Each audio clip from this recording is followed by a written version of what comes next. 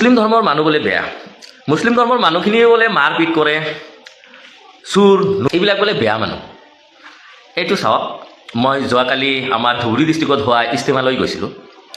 তাতে মোৰ আন্দাজিত কৈ আছোঁ, মই 10 পৰা 12 লাখ মানুহৰ মাজত মই আছিলোঁ। মই দেখিব পৰা নাই গোটেইখিনি মানুহ, সম্ভৱ নহয়, মই পেণ্ডেলখনৰ ওচৰতে যাব পৰা নাই। আপোনালোকে চাওক, এই যিটো ইজতেমাৰ পেণ্ডেল আছিল, প্ৰায় 2000-3000 বিঘাত, মানে পেণ্ডেলটো নহয়, মানে যিটো এৰিয়া, সেই এৰিয়াত মই এটা পুলিচ কৰ্মী দেখা নাই। জানেনে, এই শান্ততা, এই সুস্থিৰতা, এই একতাৰ জৰিৰে যিটো বান্ধ খাই আছে আমাৰ গোটেই জাতি। কাৰণ 12 লাখ মানুহক কণ্ট্ৰল কৰিবলৈ যদি এজনো পুলিচ কৰ্মী নালাগে, ইয়াতকৈ আৰু ভাল কিবা হ'ব পাৰেনে? 3 দিনৰ পৰা মানুহবিলাকে খোৱা নোখোৱাকৈ এডৰা ঠাইত বহি থাকি উপভোগ কৰাটো ইমান সহজ কথা নে? তাতে নাই কোনো ছোৱালী মানুহ, নাই কোনো বাদ্যযন্ত্ৰ, নাই কোনো ডেন্স, নাই কোনো নাচ গান, নাই কোনো উলংগ নাৰী।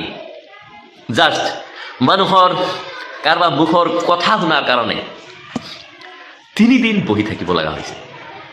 কেইবা হাজাৰ, হাজাৰ ক'লে ভুল হ'ব, 1 পৰা 1.5 লাখ সৰু ডাঙৰ বাইক আৰু ডাঙৰ গাড়ী গৈছে। তাৰে পৰা এটা গাড়ীও চুৰ হোৱা নাই। এই 12 লাখ মানুহৰ মাজত এজন মানুহৰ লগত আন এজন মানুহৰ কাজিয়া হোৱা নাই।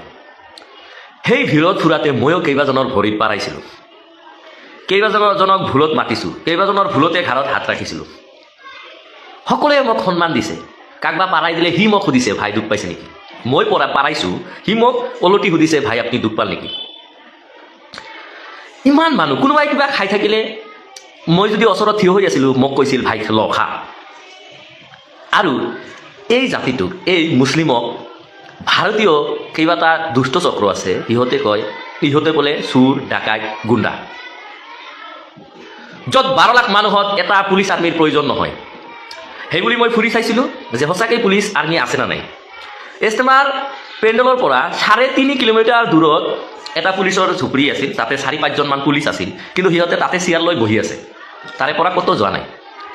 ট্ৰাফিক, আপোনালোকে জানে ধুবুৰী ডিষ্ট্ৰিক্টত এটাই মেইন ৰোড, ট্ৰাফিকত হাজাৰ হাজাৰ পুলিচৰ প্ৰয়োজন আছিল, কিন্তু এটা পুলিচো নাই। ট্ৰাফিক আমাৰ মানুহবিলাকে কণ্ট্ৰল কৰি আছে আৰু ছিষ্টেমেটিকলি যাই আছে, আকৌ ছিষ্টেমেটিকলি আহি আছে। সেই ইজতেমাৰ এৰিয়াটোত, অৰ্থাৎ মাৰ্কেটটোত, মই কেইবা হাজাৰ হিন্দু মানুহৰ দোকান দেখা পাইছোঁ। তাৰে পৰা আমি বস্তু কিনিছোঁ, খাইছোঁ। বিহাৰৰ মানুহ, কাশ্মীৰৰ মানুহ, ভাৰতৰ বিভিন্ন ৰাজ্যৰ পৰা মানুহ আহি তাতে দোকান কৰিছে। আমি কাকো মাৰধৰ কৰা নাই, সোধা নাই তোৰ নাম কি, কোৱা নাই তোৰ পৰা নাখাওঁ, কোৱা নাই তই বেলেগ ধৰ্ম, কোৱা নাই তই ইয়াৰ পৰা গুচ যা, এজনকো আমি কোৱা নাই।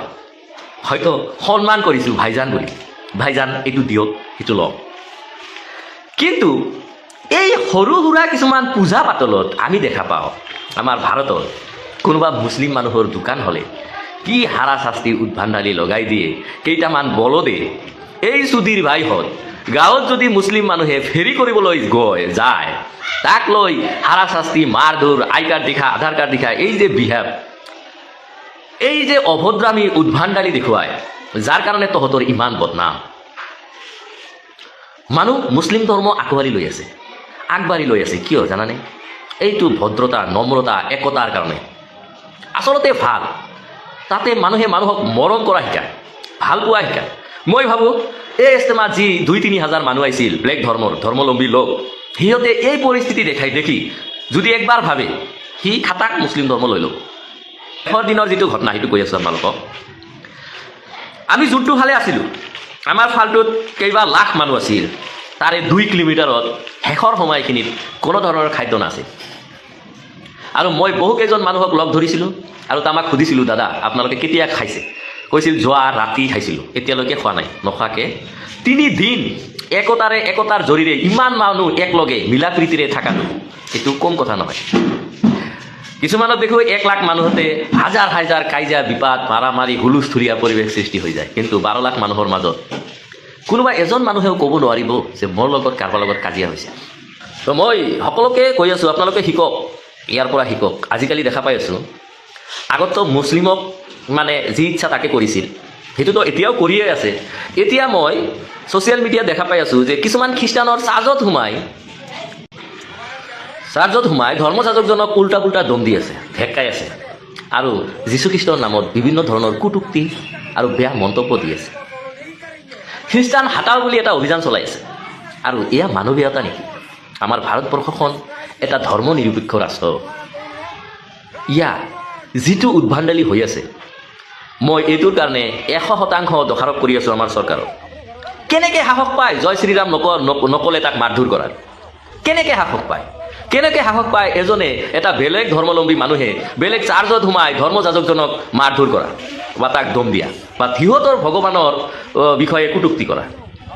এইটো আমাৰ ইছলাম ধৰ্মত কেতিয়াও নাপাব, কেতিয়াও নাপাব। কোনেও দেখাব নোৱাৰে যে কোনোবাই কাকবা ফ'ৰ্চ কৰি আছে যে আল্লাহ ক বা ইছলামৰ এইটো মান, তহঁতি কিয় নামানা, এনেকুৱা এটা ঘটনাও দেখাব নোৱাৰি।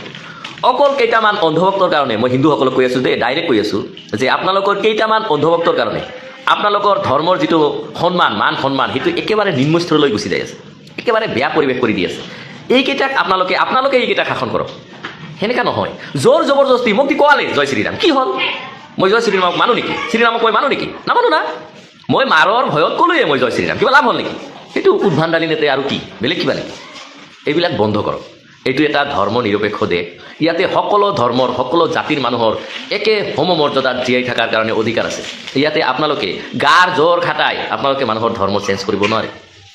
মৰমৰে আঁকোৱালি লওক, আপোনালোকৰ ধৰ্মৰ ভাল ভাল কথাবিলাক মানুহক কওক। জোৰ জবৰদস্তি কোনোবাই ধৰ্ম কেতিয়াবা প্ৰসাৰ কৰিব পাৰে নেকি? আপোনালোকে দেখোন লাহে লাহে কমিয়ে যাই আছে। বাৰাতো দূৰৰ কথা, আপোনালোকৰ এইবিলাক উদ্ভণ্ডালিৰ কাৰণে আপোনালোকৰ ধৰ্মটো দিনক দিনে শেষ হৈ যাই আছে। তো মই শেষত আকৌ এবাৰ অনুৰোধ জনাম, আপোনালোকে ভাল হৈ যাওক আৰু এই ভণ্ডকেইটাক, এই গুণ্ডাকেইটাক আপোনালোকে উচিত ব্যৱস্থা লওক। আৰু আমাৰ চৰকাৰৰ ওচৰতো এইটো অনুৰোধ যে এই যে কেইটামান গুণ্ডা ওলাইছে, এই গুণ্ডাকেইটা অতি সোনকালে লৈ জেলত লৈ ভৰাই ৰাখক। ধন্যবাদ। জয় আই অসম।